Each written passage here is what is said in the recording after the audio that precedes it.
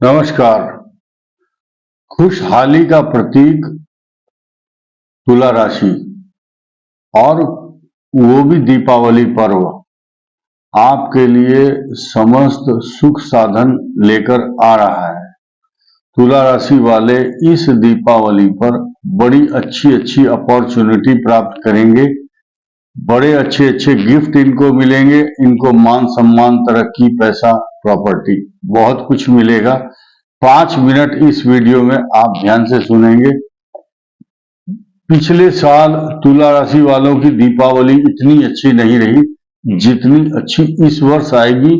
कई 100 वर्षों के बाद तुला राशि पर एक अच्छा संयोग बना है, क्योंकि इनका पंचम स्थान बुद्धि, ज्ञान, संतान तथा विवेक का स्थान जो है पंचम है, वहां पर शनि मूल त्रिकोण राशि में। इसीलिए जो भी इस पर्व पर तुला राशि वाला खास तौर से जो भी आइडिया लाएगा, जो भी उसके मन में विचार आएगा, जो भी वो काम करेगा, क्योंकि इस साल तुला राशि वालों के मन में ये चल रहा है कि मुझे कुछ बड़ा करना है, कुछ बड़ा होगा मेरे साथ, और वास्तव में होगा। मान सम्मान, तरक्की, पैसा। लेकिन आपको 2-3 चीज ध्यान रखनी है। आपको क्रोध नहीं करना है, आपको बीमार नहीं होना है, लेकिन आपके शत्रु स्थान पर जो राहु अभी आया है, आपके सामने कंपटीशन लड़ने वाला कोई नहीं रहेगा। आपको सफलता मिलेगी। क्यों मिलेगी? क्योंकि त्रिखटे एकादशे राहु सर्वारिष्ट निवारणम। जब राहु छठे स्थान पर आ गया तो सारे कष्टों का निवारण करेगा। खर्च पर नियंत्रण आपको रखना। 12वां केतु है। अचानक जल्दबाजी में अपनी आत्म प्रशंसा के कारण अपने को अच्छा दिखाने की दृष्टि से आप खर्चा करेंगे। आपको दिखावा नहीं करना है। प्लस पॉइंट ये है आपके लिए कि आपकी राशि पर बृहस्पति की पूर्ण दृष्टि है। पहले वो राहु के साथ मिलकर के दृष्टि डालते थे, अब स्वतंत्र रूप से आपको दृष्टि डाल रहे हैं। It will be positive, very effective. तुला राशि will achieve everything with his own resources. They will be self-made in this festival. पंच पर्व 5 दिन का, होली का तो पर्व होलाष्टक कहते हैं, लेकिन दीपावली को पुकारते हैं पंच पर्व के नाम से। ये पंच पर्व आपके शुरू में 2 दिन तो व्यस्तता आपकी रहेगी 10 तारीख से, क्योंकि व्यस्तता तो बहुत आवश्यक है। उस व्यस्त जीवन में बहुत शुरू में खर्चे भी होंगे, भागदौड़ होगी, लेकिन तुला राशि के लिए जिस दिन महालक्ष्मी पूजन होगा, यह आपके लिए वरदान सिद्ध होने वाला है। इस वर्ष तुला राशि वालों को कुछ ईश्वर की अनुकंपा अच्छी प्रकार से होगी। कई 100 वर्षों के बाद बहुत शुभ संयोग इस प्रकार आते हैं। देखिए, कंटिन्यूटी मैं बता रहा हूं आपको। मैं ब्लैक बोर्ड लगा करके ऐसे नहीं समझा पाता आपको। शांति से, बड़े प्यार से सुनिए। कुंभ पर पावरफुल, सबसे अधिक शक्तिशाली शनि आपके पंचम भाव में। उससे अगले भाव में जाइए आप।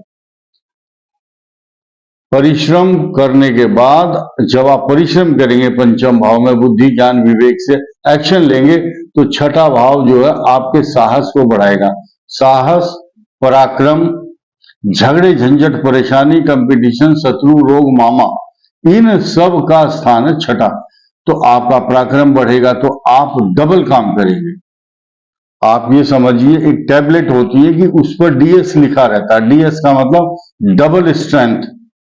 तो 11 में यानी कि पंचम भाव में आपके ग्रह, छठे में ग्रह और 7वें में भी बृहस्पति।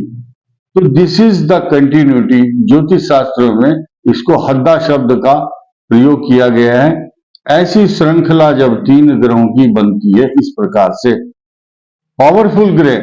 और देखिए मजे की बात कि जो राहु है वो मीन राशि में आया हुआ है, और मीन राशि को ये कह रहा है, मीन राशि को ये कह रहा है कि मैंने आपके जो आपकी राशि का स्वामी है बृहस्पति, उससे मैं अलग हो गया हूं, परित्यक्त हुआ हूं।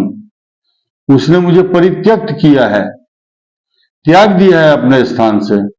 और शनि और बृहस्पति के मध्य जब राहु आ जाता है तो वो पाप ग्रहों का फल नहीं देता, जबकि और कोई भी स्थान, कोई भी पाप ग्रह कोई भी स्थान पर बैठा हुआ हो, अगर वो पाप कर्तरी योग में के बीच में आता है, दो पाप ग्रहों के बीच में आता है कोई भी स्थान, उसका सुख व्यक्ति को जीवन में नहीं मिलता।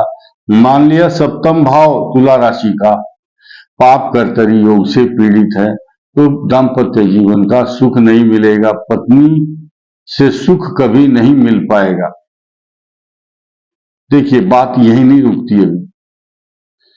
तीन ग्रह तो ये कंटिन्यूस मैंने बताए, और तीन ग्रह जो कि इस सृष्टि के मालिक कहे जाते हैं, सूर्य और चंद्रमा भगवान के नेत्र हैं दो ये। और ज्योतिष शास्त्र के चक्षु कहे गए हैं सूर्य और चंद्रमा।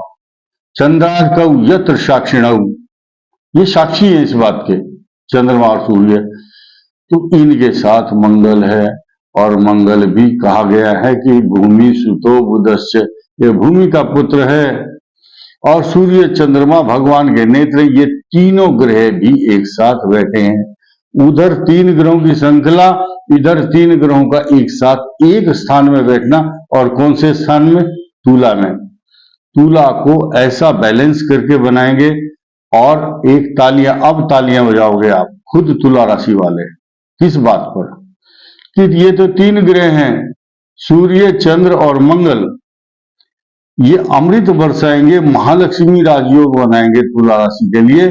और तालियां किस बात पर बजती हैं?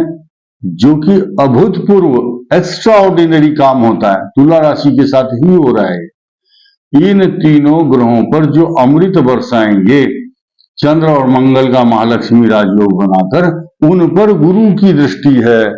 और गुरु की दृष्टि होने से चंद्रमा और सूर्य के सामने चंद्र से भी और सूर्य से भी गज केसरी योग बनता है, जब 180 डिग्री पर आमने सामने ये ग्रह होते हैं। ये कोई साधारण प्रिडिक्शन नहीं है।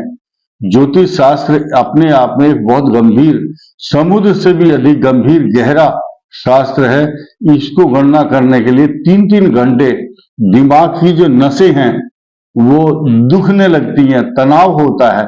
और बताते समय जब वो व्यक्ति उनका वर्णन करता है, क्योंकि ये देववाणी है, देवताओं की विद्या है, साधारण व्यक्ति अपने मुख से इसका वर्णन जो करता है तो सबके बस का नहीं है। उसकी वाणी दाएं बाएं फिसल जाती है, शब्द, अनुकूल शब्द मुख से प्रस्फुटित नहीं होते। तो मैं बात कर रहा था, ये जो चंद्र मंगल का महालक्ष्मी राजयोग बना, कई 100 वर्षों के बाद तुला राशि पर जब इस तरह के अमृत योग बनते हैं, तो उस राशि को हम भाग्यशाली राशि के नाम से पुकारते हैं। क्योंकि इस खुशी के मारे तुला राशि वाले अपनी जो स्पीड है, अपनी जो चाल है, अपनी जो सही गति है, उसको बदलने की कोशिश कर सकते हैं। इसलिए आपको सावधानी क्या रखनी है? अग्नि भय से बचना है, पटाखों से दूर रहना है, कोई स्टंट नहीं करना है, कोई साहसिक कार्य नहीं करना, दुस्साहस। कैसा? अग्नि से, ड्राइविंग से, खान पान में कुछ ऐसी चीजें जो तामसी वस्तु हैं जिनका नाम हम नहीं लेंगे। इसके अलावा आपका जो मोमेंट है, आपकी जो यात्राएं हैं, उसको थोड़ा रिड्यूस करें। इकोनोमाइज योर एक्सपेंडिचर, अपने जो आपका खर्च है उसमें सीमित खर्च करेंगे तो आपके परिवार में सुख शांति, तरक्की, मान सम्मान, पैसा तथा वैभवपूर्ण जीवन व्यतीत होगा। जो सूर्य जब आता है तुला राशि पर, और मंगल साथ में देखिए, और चंद्रमा भी है, तो आपकी आंखों में जलन क्यों होगी? क्योंकि ये जो पोटेशियम है, फॉस्फेट, फास्फोरस, पता नहीं क्या जितना प्रदूषण फैलेगा पटाखों का, चाहे दिल्ली हो चाहे बंबई, जो अच्छे लोग, बुद्धिमान लोग हैं, वो अपने बच्चों को इन बातों से बचाते हैं, क्योंकि नुकसान का खतरा रहता है तथा किसी को भी जलने का खतरा रहता है। और नुकसान किसका है? हमारे देश का नुकसान है। आदमी सोचता है मेरे 500 रुपए गए, मैंने किसी का कोई लिया थोड़ा ही है, मैं तो अपने पैसों को आग लगा रहा हूं। लेकिन नहीं, वो पैसा भी अगर आर्थिक रूप से रहेगा, जो पटाखा चला, आग लगी, वो 500 रुपए के नोट के अंदर लगी है, वो ना तो काम गवर्नमेंट के आया ना आपके काम आया, वो जल गया। इसीलिए सभी से करबद्ध निवेदन है कि देश को प्रदूषण से बचाने के लिए और अपनी अर्थव्यवस्था को, वर्ल्ड के अंदर हर आदमी अपने देश से प्यार जो करता है, वो इस प्रकार के काम तो बिल्कुल भी नहीं करता, पटाखों वाले काम। तो अज्ञानता जब तक आपके मन में है तो आपको पटाखे नहीं चलाने चाहिए, बस सारांश ये है। तो किसी कवि ने लिखा था, मन के अंदर जो अज्ञानता है, अंधकार है, उसको दूर करना है, संसार को प्रकाशित करने के लिए ज्ञान की आवश्यकता है। दीपक जो हम जलाते हैं वो भगवान के स्वागत के लिए है। ये परंपरा त्रेता युग में भगवान राम के आगमन पर बनी है, लेकिन लक्ष्मी के आगमन हो हमारे घर में, इसलिए हम सरसों के तेल का दीपक जलाते हैं। किसी कवि ने लिखा था, बहुत सुंदर पंक्ति है, जलाओ दिए पर रहे ध्यान इतना, जलाओ दिए पर रहे ध्यान इतना, अंधेरा धरा पर कहीं रह न जाए। इस धरा पर, इस पृथ्वी पर अंधेरा ना रह जाए। कौन सा अंधेरा?